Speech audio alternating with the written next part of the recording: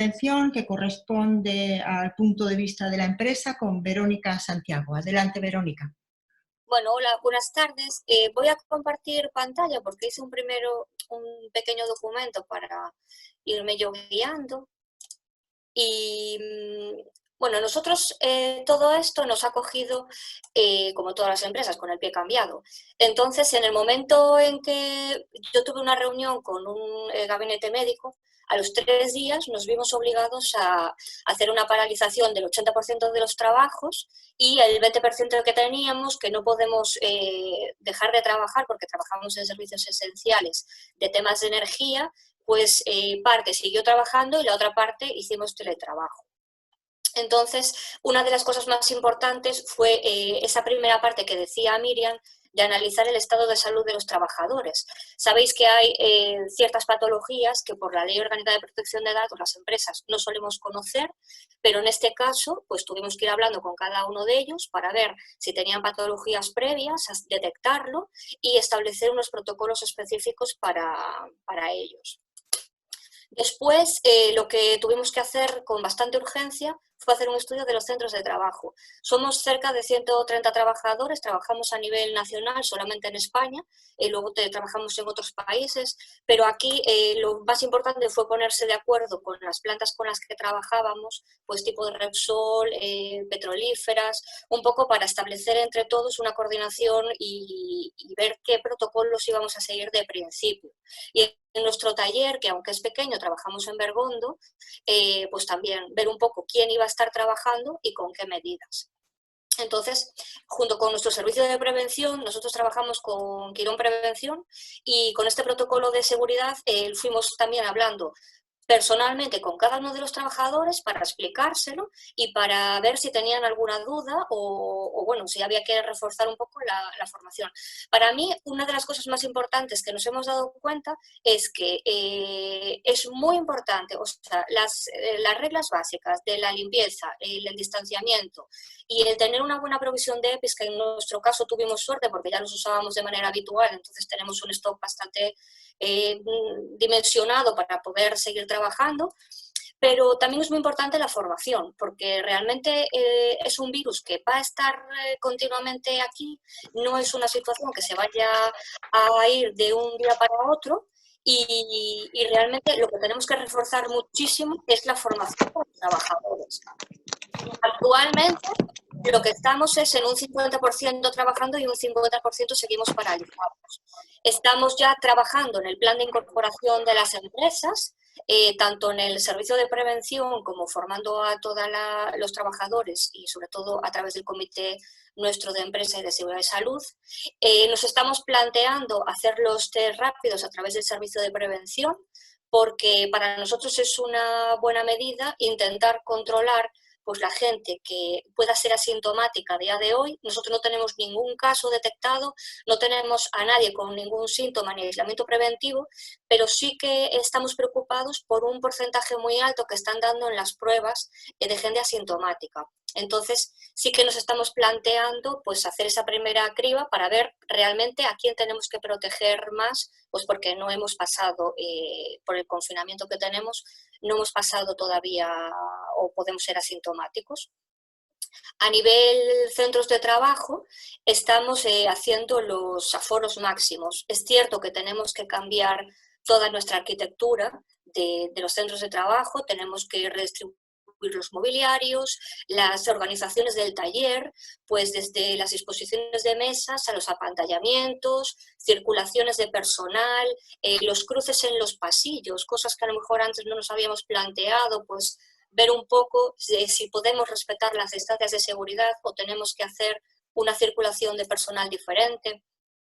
Y el teletrabajo ha venido para quedarse y sobre todo en empresas como las nuestras, que ya estábamos con la duda y estábamos empezando a hacerlo, pero ahora hay que hacer una evaluación de riesgos laboral, revisar la que tenemos, hacer una implantación oficial del teletrabajo, porque vamos a estar en la parte de oficina bastante tiempo trabajando en casa y hacer una revisión de toda la documentación que tenemos. Para mí es una situación de la que tenemos que aprender a convivir con ella, tenemos que ponernos ya en movimiento, hay que adaptar los comportamientos del personal porque estamos todos muy habituados pues, a los gestos de tocar la cara, de a lo mejor retirar la mascarilla sin tanto cuidado como hacíamos antes, y sobre todo esta parte de empatía y parte social que me parece también muy importante porque tenemos que darnos cuenta que hay gente que no está llevando el confinamiento bien o que esta situación pues, puede estar sobrepasada. Entonces, tiene que haber una parte social y también de mirar a nivel prevención del estado, no solo físico del trabajador, sino del estado mental, pues para que no se vean superados, para que la empresa la vean como que está siempre cuidando de ellos y que está mirando por ellos y que realmente nos preocupamos por su estado de salud. Y en principio, aunque las medidas son muy personales para cada empresa, sí hemos pues tomado lo poco que hemos podido, porque realmente nosotros tenemos el hándicap de que trabajamos en parejas. Es decir, mis trabajadores lo que hacen es un tubero y un soldador, en el caso de la parte mecánica, y siempre trabajan de 2 en 2. Entonces, es muy difícil que no trabajen con mascarilla y muy difícil que no trabajen, o sea, que trabajen a distancias de 2 metros. Sí que podemos coger, por ejemplo, la idea de trabajar en grupos fijos y de esa manera, pues las parejas siempre son fijas y no se va rotando el personal. Y luego establecer eso, turnos de trabajo entre ellos, pues que vayan de 2 en 2 a tomar el café, que vayan de 2 en 2 al vestuario, pero que nunca vayan, pues como van ahora, bueno, como iban antes, pues en grupos de 10 o de 15, establecer un poco medidas organizativas. Y en principio, poco más. Luego, si queréis, pues os puedo explicar alguna medida concreta o algún punto concreto, pero tampoco me quería extender mucho porque, claro, es una empresa particular y...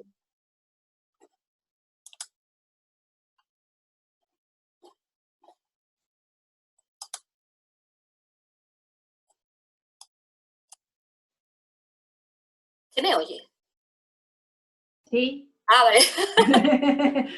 Muy interesante la exposición, Verónica. La verdad es que, visto así, me encantaría trabajar en esa empresa. Perdonadme que yo estaba hablando, pero tenía el micrófono desactivado. Pues muchas gracias, Verónica. Pasamos a la última ponente, esta vez con la perspectiva más médica y sanitaria, que me parece sumamente interesante, con Mar Vélez. Adelante, Mar.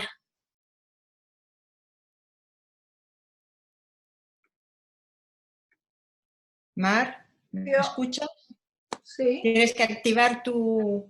Ya, estoy activa. Estás, perfecto, adelante. Voy a seguir para ordenar mi exposición un documento del 8 de abril de la Sociedad Española de Salud Pública y de Administración Sanitaria, que hace un poco de análisis de la situación en la que nos encontramos y cómo ir organizándonos para salir de esta situación y empezar a lo que tú decías antes, Carla, la nueva normalidad. A ver, ahora mismo tenemos una saturación de información y de comunicación, como decíamos antes en la conversación previa, y también tenemos muchas dudas e incertidumbres de cómo vamos a salir de esto. No nos dan ideas claras desde ningún estamento social ni tampoco desde ninguna administración de la mejor manera de afrontar esta nueva etapa en la que vamos a entrar dentro de poco y hay mucha preocupación, ¿no? Entonces, desde esta sociedad, que son fundamentalmente epidemiólogos, administradores sanitarios, médicos preventivistas, bueno, han reflexionado sobre el tema y tenemos una serie de pautas, ¿no? Tampoco es nada que no se haya dicho por activa y por pasiva en uno u otro foro, pero bueno, así ordenado, pues a lo mejor está más claro. Lo que sí tenemos claro es que no podemos seguir confinados hasta el día del juicio final. Hay que salir al exterior y asumir ciertos riesgos. No es posible permanecer de forma indefinida en nuestra casa y solo salir para trabajar y no todos y solamente a veces y basarlo todo en el mundo virtual es imposible tal y como tenemos ahora mismo la sociedad, ¿no? Entonces, tenemos que intentar establecer una serie de reglas para hacer esa salida al exterior o ese retomar la actividad de una forma lo más segura posible. Hemos oído en los medios de comunicación y también en otros foros que teníamos que sería conveniente adaptar las medidas de salida a la normalidad según la situación de cada territorio. Está claro que nuestra situación en Galicia no tiene nada que ver con la que ha padecido, porque no hay otra forma de decirlo, la ha padecido Madrid o Cataluña, que han tenido una avalancha de casos increíble y que, bueno, han tenido un alto costo emocional y también personal, ¿no? Y de población.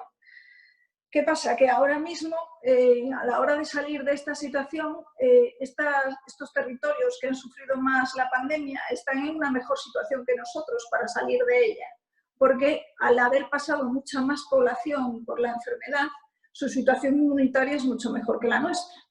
Están más defendidos para salir al exterior sin peligro, por decirlo de alguna manera.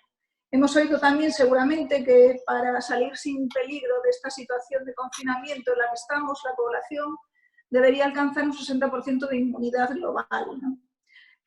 O dicho de otra manera, que el 60% de la población estuviera inmunizado para detener la transmisión del virus entre las personas, ¿no?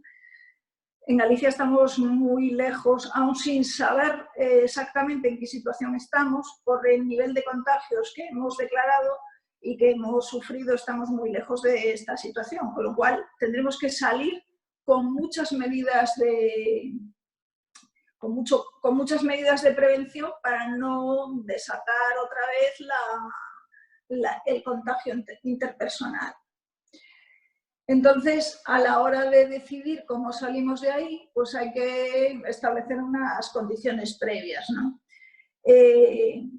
Los médicos preventivistas y las autoridades sanitarias aconsejamos sin ninguna duda hacer un corte poblacional con test de anticuerpos o algún tipo. Los test de anticuerpos son lo más indicado para saber en qué situación está la población antes de dar el pistoletazo de salida a toda la actividad productiva y a toda la actividad vital ordinaria, ¿no? Esto es algo por lo que estamos desde luego a favor completamente y bueno, ya hay noticias de que la Xunta va a hacer un estudio poblacional sobre cómo estamos afectados los gallegos en esta situación y tendremos datos dentro de poco sobre cómo está la inmunidad poblacional, ¿no? Lo que ya dije antes de la segmentación territorial en función de cómo esté cada uno de los territorios.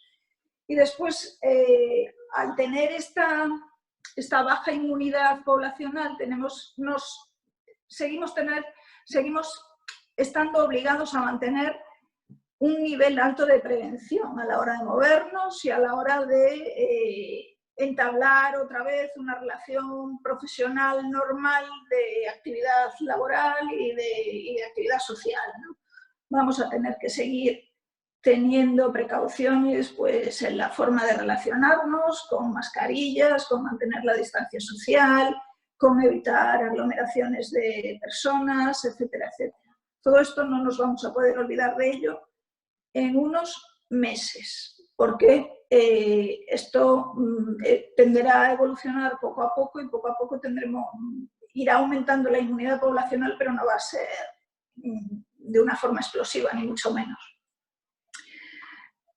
Y ahora, y lo que ya dijeron mis compañeras, para retomar la actividad productiva y teniendo en cuenta todo esto, pues eso, conocer la inmunidad poblacional,